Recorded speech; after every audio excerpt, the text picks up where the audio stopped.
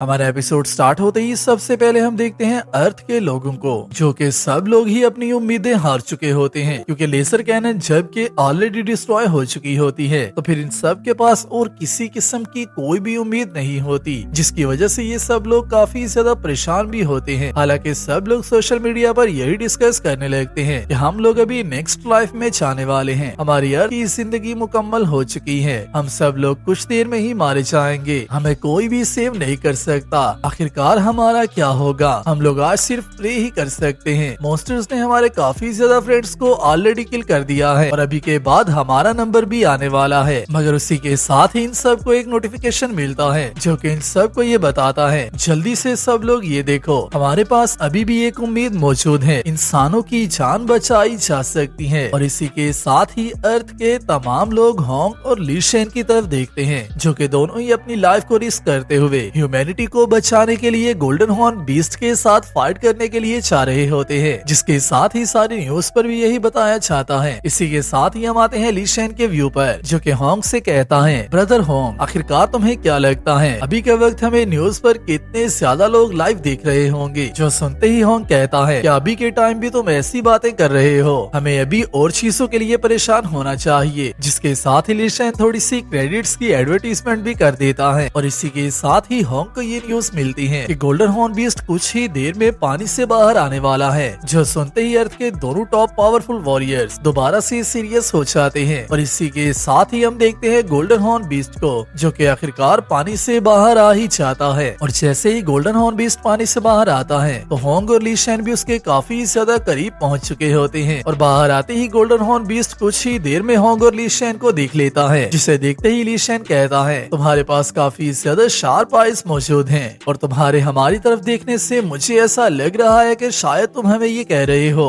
कि तुम इंसानों की मुझे चैलेंज करने की जरूरत कैसे हुई है, तुम लोग मेरे सामने कुछ भी नहीं हो, मगर क्या तुम्हें इस बात का पता है कि मैं कुछ ही देर में तुम्हें काफी ज्यादा पीसीज में कट करने वाला हूँ। जो कहते ही ली शेन अपने आर्मर को वियर कर लेता है और अपने वेपन को बाहर निकाल लेता है, जो कि अपने रिंग शेप वेपन के साथ साथ लो फेंग के दिए हुए ब्लेड टाइप वेपन को भी यूज कर रहा होता है। और उसी के साथ ही साथ ली शेन का शो ऑफ यहाँ पर काफी ज्यादा मिसिंग भी होता है और होना भी चाहिए। ली शेन आल्सो अर्थ का सेकंड टॉप पावरफुल इंसान है। जिसके साथ ही हम देखते हैं होंग को, जो कि कहता है, तो चलो फिर हम लोग तुम्हें इस बात को भी एक्नॉलेज करवाते हैं और तुम्हें ये बताते हैं कि इंसानों की पावर की लिमिट क्या हो सकती है। और इसी के साथ ही होंग भी अपने आर्मर को एक्टिवेट कर लेता है, जिसके आर्मर में काफी ज्यादा ब्लेड्स मौजूद होते हैं। और उसी के साथ ही साथ अभी के लिए तो इन दोनों के पास अपनी अपनी डोमेन्स भी मौजूद हैं। अगर इतनी लंबी अवेकनिंग को देखने के बाद भी गोल्डन हॉर्न बीस्ट को चीसा फर्क भी नहीं पड़ा होता। गोल्डन हॉर्न बीस्ट दोबारा से काफी ज्यादा स्पीड के साथ ही दोनों की तरफ बढ़ना स्टार्ट कर देता है और जैसे ही फाइट स्टार्ट हो जाती है उसी के साथ ही आते हैं हम लू फेंग की फैमिली के व्यू पर, जो कि जैसे ही इस फाइट को देख रहे होते हैं तो उसी के साथ ही लू फेंग का ब्रदर लू हुआ कहता है, कोई आम इंसान इन सब की चल रही फाइट और इनकी स्पीड को कभी भी ट्रैक नहीं कर सकता। मुझे इस बात का डर है कि सिर्फ हमारे अलावा यहाँ पर मेरा ब्रदर ही ऐसा है जो कि इस फाइट को देखकर ये समझ सकता है कि आखिरकार यहाँ पर क्या चल रहा है। जिसके साथ ही हम देखते हैं टीम अर्थ और मॉन्स्टर के दरमियान की फाइट को, जहाँ पर होंग और ली शेन गोल्डन हॉर्न बीस्ट के साथ अपनी बैटल में एंटर हो चुके होते हैं और ये बैटल अनडाउटली, जैसा कि सबको पता है, काफी ज्यादा इंटेंस बैटल होने वाली थी। और बैटल के स्टार्टिंग के कुछ सेकंड्स में ही ये लोग काफी ज्यादा पावरफुल अटैक्स का यूज भी कर चुके होते हैं, जहाँ पर ली शेन और होंग अपनी डोमेन्स को भी एक्टिवेट कर चुके होते हैं, गोल्डन हॉर्न बीस्ट पर क्लोज रेंज अटैक्स भी कर चुके होते हैं। और जैसे जैसे ये बैटल आगे बढ़ती जा रही होती है, इस बैटल का डेंजर लेवल और भी ज्यादा राइज होता जा रहा होता है, जिसे देखते ही इवन लू फेंग भी एक टाइम के लिए रुक जाता है। और इसी को देखते ही बबाता लू फेंग से कहती है, ये बैटल ऑलरेडी अपने हाफ राउंड में पहुंच चुकी है, होंग और ली शेन ने अपनी साउस को बर्न करना स्टार्ट कर दिया हुआ है। जो सुनते ही लू फेंग की आइज ग्लो करती है और उसी के साथ ही लू फेंग कहता है, आखिरकार ये लोग अपनी साउस को बर्न, क्या इन्होंने सच में अपनी साउस को बर्न करना स्टार्ट कर दिया है। जिसके साथ ही बबाता लू फेंग को बताती है, ये लोग अभी के लिए अपने कोर को बर्न कर रहे हैं, जो कि इनके इनर वर्ल्ड में मौजूद एनर्जी के जेनेटिक्स की ओरिजिनल फॉर्म से क्रिएट हुआ होता है, जिसके बाद ये अपनी बॉडी में मौजूद हर सेल में से एनर्जी को हासिल करने के बाद उसे कंप्रेस करने के बाद एक ऐसी पावर को जनरेट कर सकते हैं जो कि काफी ज्यादा डेंजरस लेवल की पावर होती है और इसके इम्पैक्ट भी काफी ज्यादा हाई होते हैं। और आल्सो इन टेक्निक्स को सिर्फ यूनिवर्स में मौजूद डोमेन लेवल के लोग ही यूज कर सकते हैं, जिसकी वजह से वो स्ट्रॉन्गेस्ट फोर्स को डेटोनेट कर पाते हैं, जो कि काफी ज्यादा स्केरी पावर है। मगर ये पावर ज्यादा देर के लिए वर्क नहीं करती। इस पावर का यूज कोई भी डोमेन लेवल का वॉरियर सिर्फ 1 मिनट के लिए कर सकता है, और अगर तो 1 मिनट में गोल्डन हॉर्न बीस्ट नहीं मरता तो फिर इन दोनों को इस फाइट में मरना होगा। और जैसे जैसे लू फेंग और बबाता बात करते जा रहे होते हैं, वैसे वैसे ही गोल्डन हॉर्न बीस्ट होंग और ली शेन के दरमियान भी फाइट आगे बढ़ती जा रही होती है, जिसे देखते ही दोबारा से लू फेंग कहता है, मुझे ऐसा लगता है कि शायद से मेरा सिल्वर स्ट्रीम गार्ड्स को वहाँ पर बेचने का डिसीजन बिल्कुल ठीक था। क्या दोनों के गार्ड रोबोट्स वहाँ पर पहुँच चुके हैं? और इसी के साथ ही हम देखते हैं सिल्वर स्ट्रीम गार्ड्स को, जो कि आल्सो इस बैटल की तरफ बढ़ रहे होते हैं। और उसी के साथ ही बबाता लू फेंग को भी बताती है, सिल्वर स्ट्रीम गार्ड सिर्फ प्रोटेक्टिव रोबोट्स हैं, जिसकी वजह से तुम उन्हें ऑब्जेक्ट्स को प्रोटेक्ट करने के अलावा उनसे और कोई भी डिमांड नहीं कर सकते। इस बात को अपने माइंड में रखना, जिस पर लू फेंग भी एग्री करता है। और इसी के साथ ही हम आते हैं वापिस फाइट के व्यू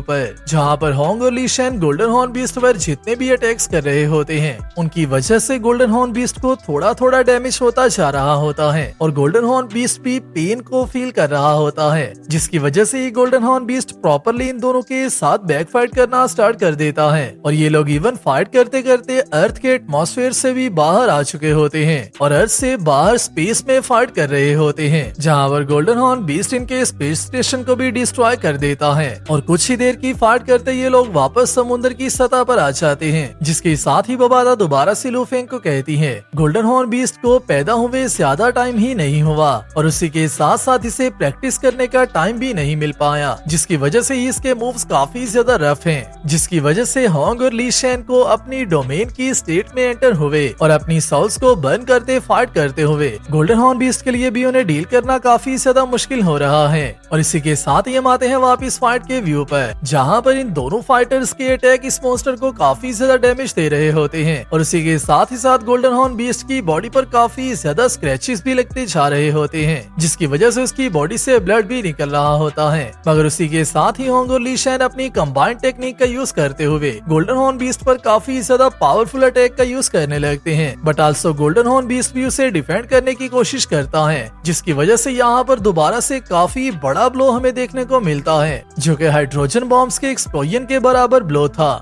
या फिर शायद उससे भी बड़ा था। मगर वहीं पर इस अटैक के इम्पैक्ट के बाद और यहाँ पर हुए एक्सप्लोजन के बाद गोल्डन हॉर्न बीस्ट की बॉडी भी काफी ज्यादा डैमेज हो चुकी होती है, जिसकी वजह से गोल्डन हॉर्न बीस्ट को काफी ज्यादा गुस्सा आ जाता है, जिसकी वजह से गोल्डन हॉर्न बीस्ट बहुत ही ज्यादा स्पीड से मूव करते हुए होंग और ली शेन के पीछे आ जाता है, और उसी के साथ ही अपनी डिवोरिंग स्किल का यूज करने लगता है, जिसे देखते ही लू फेंग कहता है, ये तो डिवोरिंग मूव का यूज कर रहा है। और इसी के साथ ही होंग और ली शेन भी उससे थोड़ा सा दूर तो हो जाते हैं, मगर डिवोरिंग स्किल के सामने आने के बाद इनका बचना नामुमकिन था। मगर उसी के साथ ही ली शेन होंग को आवाज देता है, जो कि आल्सो अपनी स्पेस रिंग का यूज करने लगता है, जो कि स्पेस स्टोरेज रिंग होती है, जिसमें से काफी ज्यादा मेटल्स बाहर निकलना स्टार्ट हो जाते हैं। और इसी को देखते ही बबाता कहती है, ये तो स्पेसशिप्स का बचा हुआ सारा स्क्रैप है, जिसमें काफी ज्यादा मेटल मौजूद हैं, और उसी के साथ ही साथ ये इतना ज्यादा स्क्रैप है कि इसका यूज करते हुए मिनिममली 10 प्लेन्स को क्रिएट किया जा सकता है। जिसके साथ ही लू फेंग कहता है, ब्रदर होंग को यहाँ पर परेशान होने की जरूरत नहीं है, क्योंकि जाने से पहले उसे एक स्पेस रिंग देना ज्यादा कोई भी बड़ी बात नहीं थी, मगर इस स्पेस रिंग को यूज करने के लिए ब्रदर होंग को गोल्डन हॉर्न बीस्ट के डिवोरिंग स्किल का यूज करने का वेट करना था, और उसके बाद जितनी भी चीजें स्पेस रिंग में मौजूद थीं, उन सब को स्टोरेज रूम से बाहर निकालना था। जिसके साथ ही हम आते हैं होंग के व्यू पर, जो कि कहता है, इस गोल्डन हॉर्न बीस्ट की डिवोरिंग एबिलिटी अभी तक लिमिटेड है, मगर इन सारे मेटल्स का मास हमारे अर्थ के मेटल से 100 टाइम्स ज्यादा है। ये मॉन्स्टर ऑलरेडी काफी ज्यादा मैटर को डिवोर कर चुका है, जिसकी वजह से कुछ ही देर में इस मॉन्स्टर का इनर वर्ल्ड ही कोलैप्स हो जाएगा। जिसके साथ जैसे ही golden horn beast continuously devour करता जा रहा होता है, तो उसी के साथ ही होंग अपने स्टोरेज रूम से कुछ बॉम्ब्स को भी बाहर निकाल लेता है, और उन्हें शायद से गिफ्ट के तौर पर गोल्डन हॉर्न बीस्ट को दे रहा होता है, जिसे देखते ही गोल्डन हॉर्न बीस्ट काफी ज्यादा शॉक हो जाता है। और इसी के साथ ही शॉकिंगली हमारा पार्ट 1 भी यहीं पर कंप्लीट होता है। वीडियो आपको कैसी लगी है मुझे नीचे कमेंट्स में बताना, और नेक्स्ट आने वाली वीडियो के लिए चैनल को सब्सक्राइब लाजमी कर लेना। मैं मिलता हूँ आप सबसे नेक्स्ट वीडियो में, तब तक अपना और अपने प्यारों का ख्याल रखियो।